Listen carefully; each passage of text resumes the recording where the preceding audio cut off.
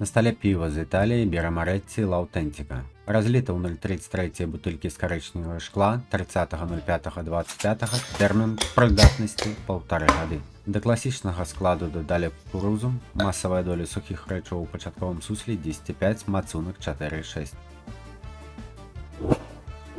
Зусім няўстойлівая белая сярэднязярністая пена, колер насычаны яскравы светла-бурштынавы, карбанізацыя высокая. У носе круху солада, але далей заляжалае мокрае зерне, пах затлы, кукурузны, скунсавы. Пустое, сухое, трохі соладу, хоць якісьці смак надаюць толькі бурбалкі карбону, горача хмелю практычна няма. Пасля смак правальваецца ў водаправодную ваду.